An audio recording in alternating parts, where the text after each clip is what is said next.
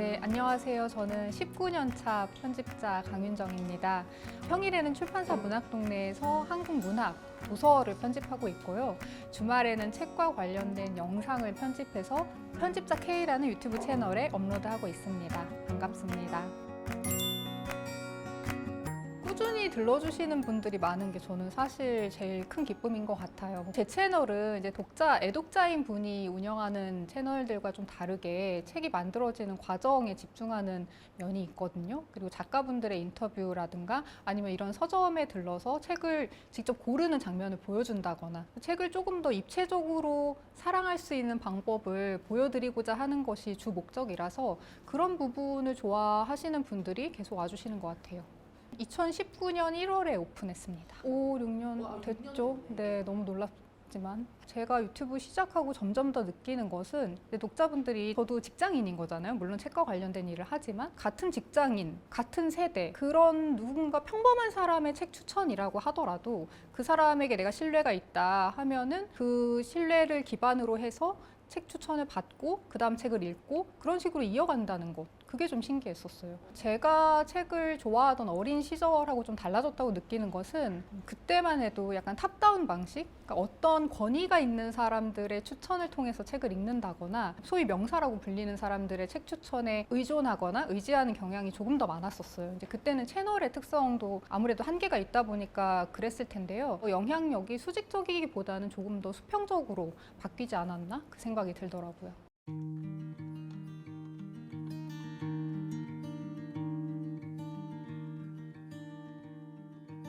요즘은 너무나 많은 매체에서 너무나 다양한 방식으로 정보를 제공받고 또 사람들이 굉장히 무방비 상태에 가깝게 많은 매체에 노출이 된 채로 살고 있잖아요. 그렇기 때문에 오히려 점점 더 책이 할 수 있는 책만이 가진 강점이 저에게는 더 보이는 것 같아요. 첫 번째, 책만큼 고요한 매체가 없는 것 같아요. 이것이 갈수록 좀 희귀한 지점이라고 생각을 합니다. 매체에 대한 피로도를 낮추는데 책이 굉장히 좋은 역할을 하지 않을까 싶고, 두 번째는 책을 읽는 독서라는 행위만큼 능동적으로 매체를 소비하는 방식이 없는 것 같아요. 우리가 즐겨보는 쇼츠나 여러 가지 형태의 영상들과 다르게 책은 내가 직접 읽어야 되잖아요. 그렇게 능동적인 행위라는 것, 그리고 세 번째는 그 안에 담겨있는 시간이 중요한 것 같은데, 그 책을 쓰기 위해서 작가가 살아온 인생 그 자체도 시간이고 그 사람이 계속 읽어온 것, 연구해온 것에도 시간이 담겨 있잖아요.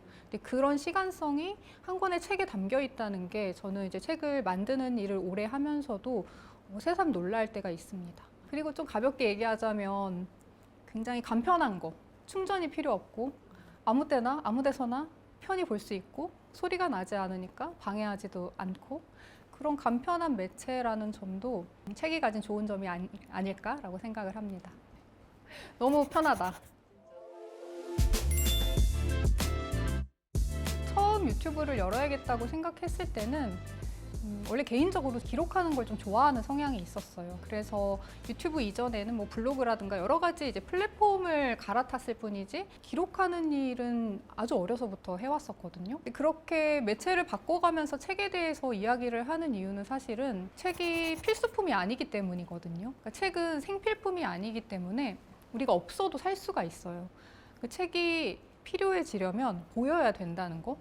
근데 우리나라는 이제 서점이 뭐 길에 많다거나 책을 접할 수 있는 곳이 많지 않기 때문에 일을 하는 사람 입장에서는 여러 가지 좋은 책이 나왔다는 것을 독자분들한테 어떻게든 보여드려야 한다라는 사명감이 있어 왔고, 그런데 이제 유튜브는 좋았던 점이 영상 매체다 보니까 이 책의 구석구석을 좀 자세하게 보여드릴 수 있다는 것, 그리고 그 책에 대해서 제가 아니라 이 책을 쓴 사람들이 직접 말하는 것을 들려드릴 수 있다는 점. 문학동네가 출판사의 특성이 뭔가 한다고 했을 때 막는 회사가 아니기도 하고 사유지를 좀 존중해 주셔서 지금까지 잘 하고 있고요. 그리고 사실 문학동네가 책을 좋아하시는 분들께는 그래도 좀 익숙한 규모가 큰 출판사이다 보니까 출판사 이름을 드러내고 제 소속과 직함을 다 드러내고 이름을 드러내고 그러다 보니까 이 출판사에 대한 신뢰를 가진 독자분들도 계속 와주시고 책을 읽는 사람의 라이프 스타일 그리고 그 주변에 있는 책을 좋아하는 사람들 글을 쓰는 사람들을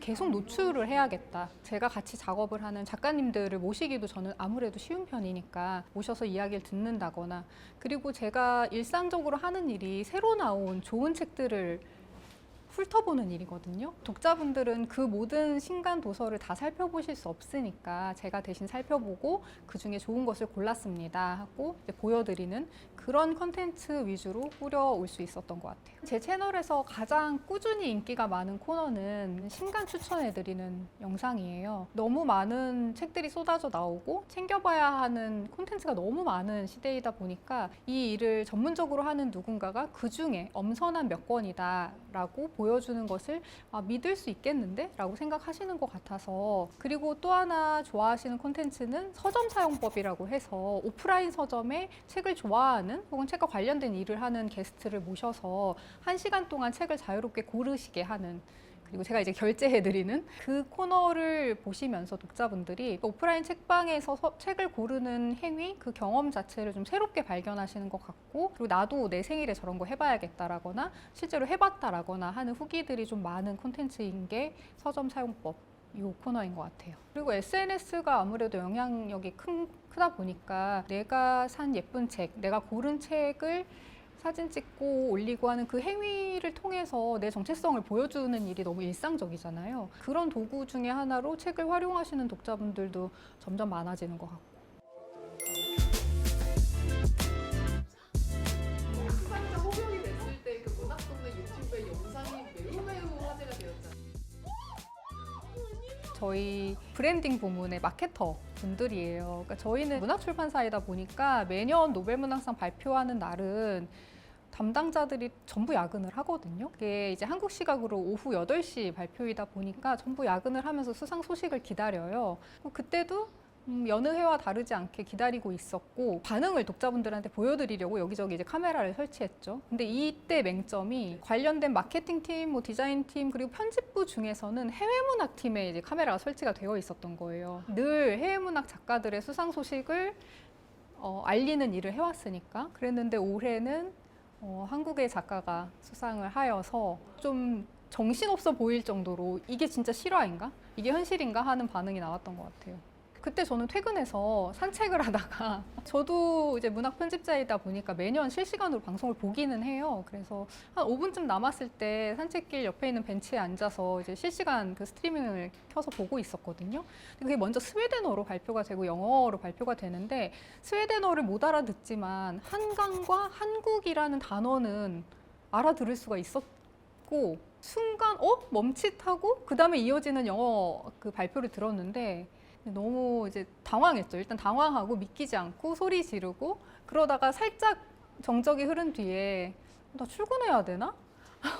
출근해야겠지? 라는 생각이 드는 거예요. 근데 한국문학 편집자들한테는 이런 경험이 없다 보니까 이 이후에 액션을 어떻게 해야 될지를 아무도 모르는 상황이었고, 일단 바로 회사로 출근해서 뭘 어떻게 해야 하지 하면서, 일단은 독자분들이 그 이후에 엄청 많이 책을 찾으실 거기 때문에 문학동네에서는 한강 작가님 책 8종을 가지고 있는데 그 책 각각의 크기에 맞게 띠지 작업하는 거, 그러니까 띠지에 뭐 한국 최초 노벨문학상 수상 이런 문구를 넣어서 작업을 하는데, 그리고 선정위원회의 그 선정 이유 발표를 한국의 독자분들한테 알려드리기 위해서 바로 번역해서 뭐 윤문에서 발표를 하거나, 그리고 한강 작가님 전화 인터뷰 번역해서 또 독자분들께 알려드리고, 그러는 일들 하면서 첫날은 시간이 갔던 것 같아요.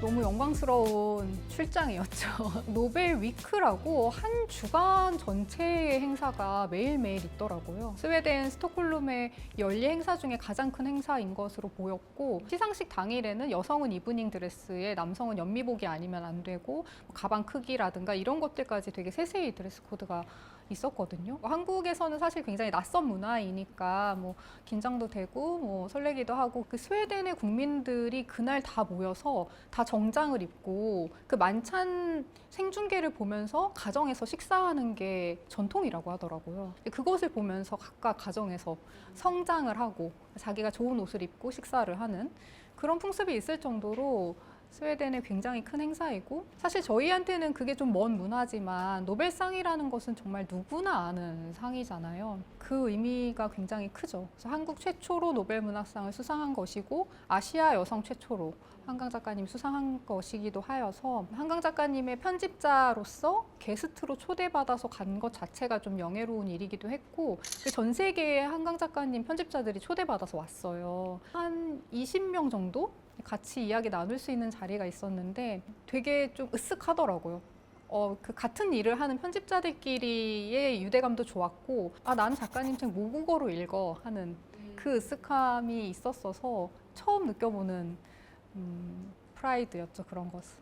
선정위원회에서 말한 선정 이유도 그렇긴 한데 그러니까 한강 작가님이 역사적인 트라우마를 소재로 한 작품들을 좀 쓰신 것이 있잖아요. 그래서 소년이 온다나 작별하지 않는다를 비롯해서 그런데 천착해온 세월이 길고 그냥 단순히 그 역사적인 소재를 가지고 오는 것이 아니라 한 개인이 그 상황을 어떻게 맞서 왔는가 그리고 그런 상황 속에서도 결국은 아주 어두운 이야기지만 결국은 빛을 향해서 가는 이야기이기 때문에 그것이 저는 전 세계의 어느 나라에건 유사한 역사적인 사건들이 있을 수밖에 없고 굉장히 보편적인 감동을 줄 수밖에 없다는 생각이 들더라고요. 그런 내용에 더해서 작가님의 문장이 번역되어서 또 그렇게 읽힌다는 것이 놀라웠는데 저는 작가님 문장을 볼 때마다 늘 감탄할 수밖에 없는 게 단순히 표현이 아름다운 미문이 아니라 정확한 문장. 정확하게 쓴다는 게 작가님의 가장 큰 문장의 힘이라고 생각을 하거든요. 근데 정확하게 쓰려면 허투루 쓸 수 없잖아요. 한 문장 한 문장에 들어간 시간 그리고 본인의 어떤 내면 그런 것들이 번역이 되어서까지도 전 세계 독자들에게 통용이 된다는 것이 너무 놀라운 일인 것 같아요.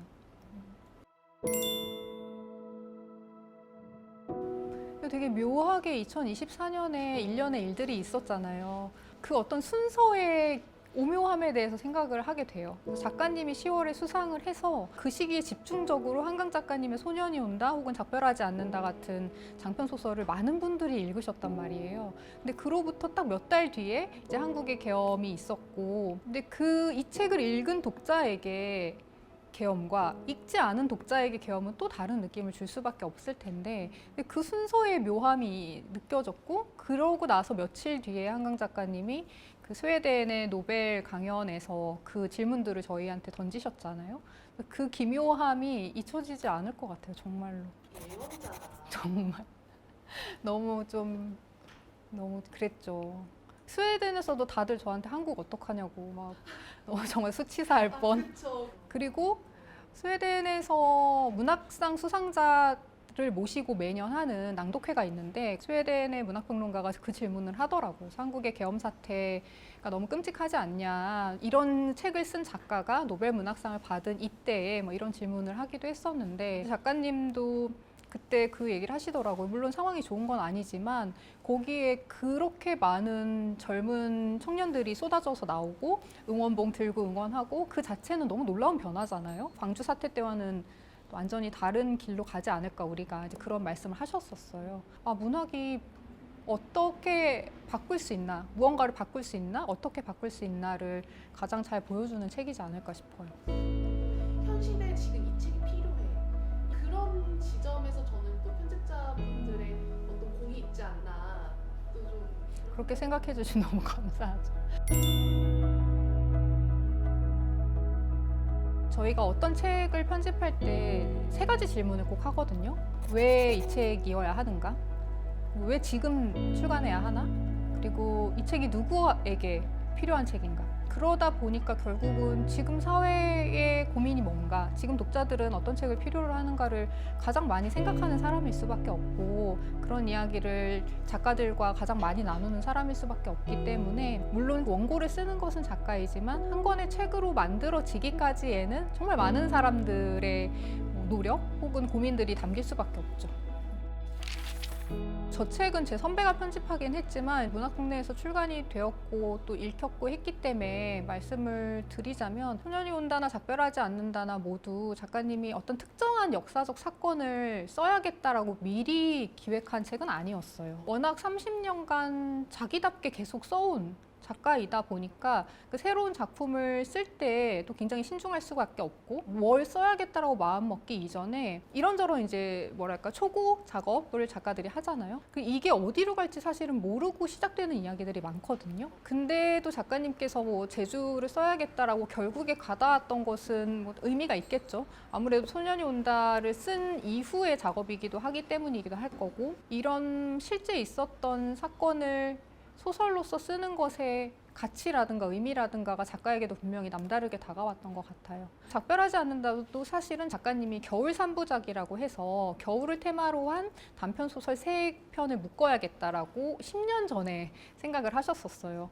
그래서 첫 번째, 두 번째 단편이 쓰여졌고, 그 이제 세 번째 단편으로 작별하지 않는다를 써야겠다라고 생각을 하고 시작을 하셨는데, 아, 이게 단편소설로만 담을 수 있는 얘기가 아니구나. 더 큰 이야기가 필요하구나라는 것을 작가가 스스로 쓰면서 깨달았고, 그러다 보니까 이제 장편 소설로 작업하는 것을 저희와 논의를 하신 거였죠.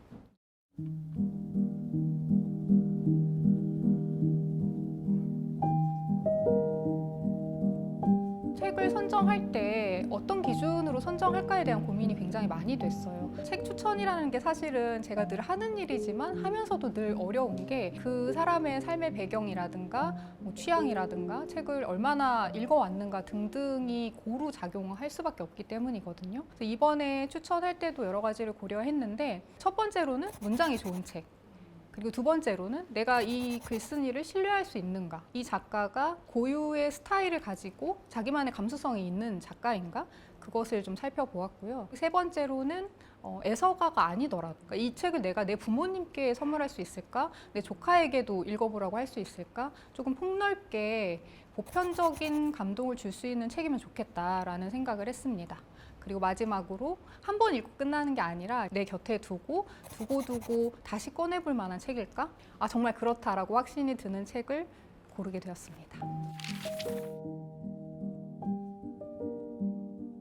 한강 작가님 장편소설 소년이 온다입니다. 사실은 이 책은 거의 설명이 필요 없을 만큼 이제는 한국에서 가장 유명한 소설 중에 하나가 아닐까 싶어요. 작가로서도 그렇고 작품으로서도 그런데, 좋은 소설이라는 게 뭘까라고 물어봤을 때 우리에게 새로운 언어를 주는, 우리가 몰랐던 언어를 가르쳐주는 게 아니라 내 안에 있었는데 작가가 정말 좋은 문장으로 그것을 끄집어내었을 때, 아, 맞아, 내가 생각하던 게 저런 거였지. 그런 게 좋은 문학이라고 생각을 해요. 과거가 현재를 구할 수 있나? 죽은 자가 산자를 구할 수 있나? 그런 질문을 우리에게 언어로서 쥐어줬다는 것. 그것이 이제 한강 작가가 독자들과 또 세계와 연결되는 방식이구나라는 생각을 많이 했습니다. 최근에 집회 현장에서도 이 책을 들고 있는 청소년을 본 일이 있는데 너무 좀 뭉클하더라고요. 그래서 저는 이 책을 문학의 쓸모를 묻는 사람들, 소설 읽어서 뭐해, 뭐 그렇게 묻는 분들에게 이 책을 권하고 싶어서 첫 번째로 선정을 해보았습니다.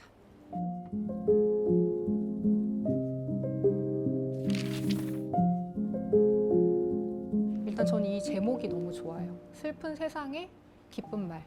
그리고 정혜윤 작가님은 라디오 PD이고 굉장히 좋은 에세이스트라고 생각을 해서 독자분들께 정혜윤 작가님이 어떤 책이건 좋다라고 말씀을 드릴 수 있을 만큼 저는 이 작가를 신뢰합니다. 그 중에 제가 한 권을 가지고 온 것이고요. 정혜윤 작가님은 이제 PD로서나 작가로서나 한 가지 일을 계속 해왔어요. 그게 뭐냐면 보통 사람들의 인생 이야기를 듣는 것. 어떤 외딴 항구의 어부라던가 아니면은 아주 나이가 많이 든 상태에서 글자를 배운 할머니라든가 이런 보통 사람들을 만나서 그 사람들의 삶의 어떤 지난함, 뭐 슬픔, 가난, 고통, 그럼에도 불구하고 내 삶을 기쁘게 했던 말, 그런 단어들을 수집하는 이야기거든요. 놀라운 지점은 보통 사람들의 이야기에서 너무나 특별한 지점을 너무나 잘 발견하는 사람이라는 거예요. 그러기 위해서는 아주 작은 일에도 감탄할 줄 알아야 되거든요. 저는 그 태도를 좀 많이 배웠어요. 이분의 책을 읽으면서. 아무리 사소하고 평범해 보이는 사람의 이야기라도 감탄할 지점이 분명히 있고 반드시 있다라는 것을 가르쳐준 분이고, 그래서 이 책은 저희 부모님이나 아니면 책을 잘 안 읽는 아니면 청소년이나 세대를 막론하고 그냥 좋은 이야기를 읽고 싶다, 재밌는 이야기를 읽고 싶다 하는 분들한테 굉장히 보편적으로 추천할 수 있는 책이라고 생각을 합니다. 잘 듣는 능력이 더 필요한 시대가 아닌가라는 생각 많이 해요. SNS 등등을 통해서 뭔가를 보여주거나 생각을 말하거나 하는 일에는 더 익숙해지고 바로 하는 사람은 정말 많아지는 것 같은데 듣는 사람도 그만큼 많은가라고 물으면 아마 다들 좀 아니지 않을까라고 생각할 것 같거든요. 어떻게 듣는가? 그리고 무엇을 들을 수 있는가? 듣는 자세에 대해서 생각을 많이 해보게 되어서 추천하고 싶고 필요한 책이라고 생각도 하고요. 외딴 항구의 어부, 나이든 어부를 만나서 그의 삶에 대해서 들은 뒤에 이런 얘기를 해요. 어부께서 바다에서 배운 게 뭐냐라는 질문에 나는 기다림을 배운다. 물고기 한 마리를 잡으려 해도 기다려야지 안 기다리고 잡을 수 있나? 그리고 그렇게 기다리는 일 끝에는 죽음도 있다. 이런 이야기를 하니까 정현 PD님이 이렇게 씁니다. 어부에게 어떻게 살 것인가는 어떻게 죽을 것인가와 같은 말이었다. 삶과 죽음, 그 사이에 펼쳐진 것은 고통과 사랑의 이야기다. 어부는 언젠가 내일은 없을 수 있다는 것, 즉 생명의 유한함이 자신이 유일하게 확신할 수 있는 것이라고 생각했기 때문에 삶을 소중히 여겼고 가끔 주어지는 특별한 인연, 특별한 우연, 특별한 순간에 깊이 감사했다. 이런 식으로 어부의 말을 그대로 인용한 뒤에 그 삶의 이야기에서 자기가 생각한 작은 통찰들 그런 것들을 쉬운 문장으로 그렇지만 되게 유연하고 생생한 문장으로 전해주는 책입니다. 누구의 삶이든 듣다 보면은 그 사람의 슬픈 삶 혹은 슬픈 세상에도 기쁜 말이 있는 것이죠. 뒷표지에 당신을 당신으로 만든 이야기를 들려달라. 나는 살아있는 자의 귀로 듣겠다. 이렇게 써 있거든요. 정말 좋은 책이라고 생각합니다.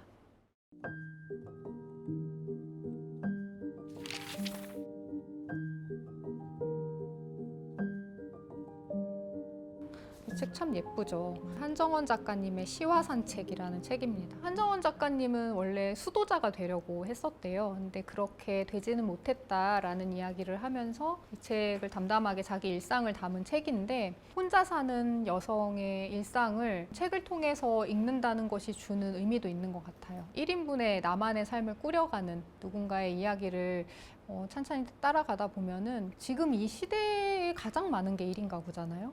그래서 1인 가구의 삶이란 무엇인가를 좀 볼 수도 있게 되고 중간중간에 좋은 시들을 짤막짤막하게 소개를 많이 해주시거든요.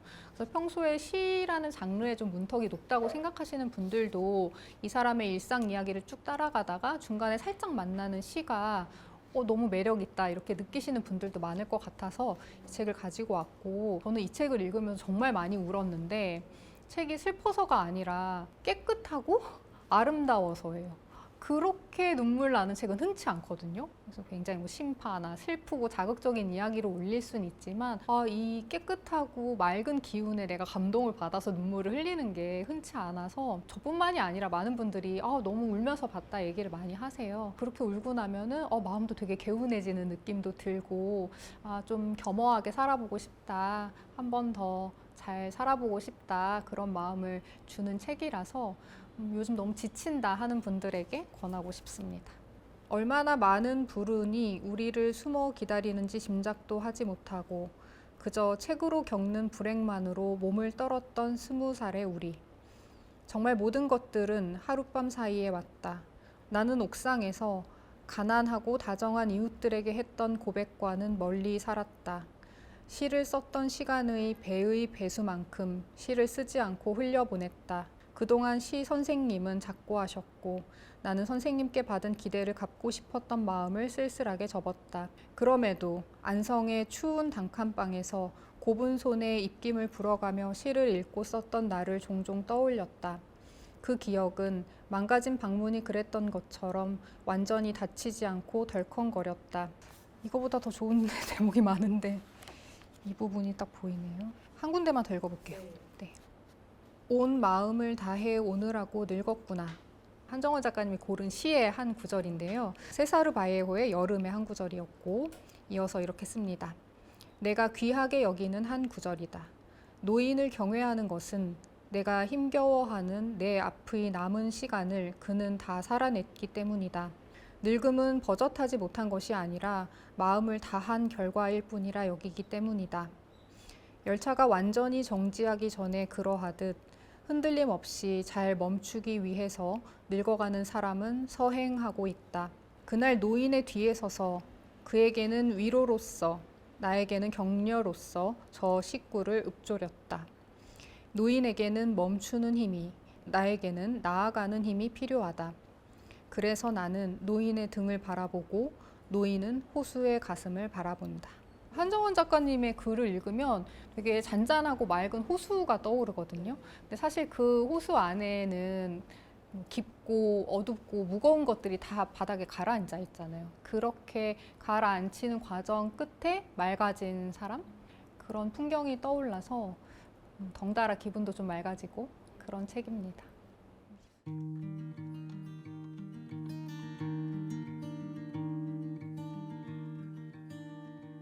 당신의 이름을 지어다가 며칠을 먹었다. 네, 정말 책 제목 특이하죠. 박준 시인의 첫 시집이 2012년 말에 겨울에 나왔었어요. 근데 이제 시인의 첫 시집이고 많이 알려진 시인도 아니었는데 이제 독자분들이 그 시의 좋음을 알아서 퍼뜨려 주셨어요. 그래서 입소문으로 좋은 책은 알아서 자기 운명을 찾아가는구나 라는 것을 저에게 아주 좋은 기억으로 각인시켜준 책이고 그게 벌써 60쇄가 넘었어요. 그러니까 쇄라는 것은 독자분들이 필요하다고 요청 주실 때 숫자를 늘려가는 건데 60쇄가 넘었다는 거는 그만큼 많은 독자분들이 꾸준히 찾아주셨다는 거거든요. 그래서 그 꾸준함이 훨씬 더 놀라운 책인 것 같아요. 제가 처음 시집 만들 때보다 오히려 지금 더 시를 많이들 좋아하세요. 그 사이에 이제 SNS 등장이 가장 큰 변화긴 한데 요즘은 젊은 독자분들이 특히 이제 문학동네 시집의 경우에는 표지의 색깔이 좀 다 다르고 제목이 감각적인 게 많다 보니까 그것을 보고 구매를 많이 하셔서 나는 이런 걸 좋아해 하면서 이제 내 정체성을 확립해 가는데 여러 가지 책 중에 하나로 활용을 해주시고 계시고 근데 어떻게 시작해야 될지는 모르겠다 궁금해 하시는 분도 전보다 더 많아졌거든요. 저는 추천하는 첫 번째 방법이 시인의 말을 읽는 거예요. 시인의 말이라는 거는 시를 쓴 시인이 이 시집은 이런 거예요 라고 이제 자기 목소리를 조금 더 드러내서 쓴 부분이거든요. 이 시인은 이런 시를 쓰는 사람이구나 조금 힌트를 얻으실 수가 있는데 그게 내 마음에 와닿는다 그러면은 시로 넘어가기에 조금 더 유리하지 않을까라는 생각이 들어요. 추천해드리고 싶은 시집은 안희연 시인의 당근밭 걷기라는 제목은 좀 귀엽지만 시가 귀엽지는 않거든요. 엄청 진지하고 엄청 내밀한 시들인데 이분이 정말 진정성이라는 아주 이제 흔해진 그 말 그렇지만 너무 중요한 그 말하고 가장 가까운 시인인 것 같아요. 시 나 좀 잘 몰라 안 좋아해 라고 펼쳐든 분들도 너무 막 눈물 흘리면서 읽는 그래서 안희연 씨는 좀 든든하죠 생각하면은. 20대 초반 조금 나이가 젊은 독자분들이라면 조선경 시인의 샤워젤과 소다수 특히 이제 학창 시절을 이제 막 건너온 학창 시절에 느꼈던 묘한 감정들을 한 권의 시집에 잘 담아놨거든요. 이거 너무 내 마음이다 내 마음을 그대로 써놨다 하는 시집을 찾으시는 젊은 독자분께도 추천을 해드리고 싶어요.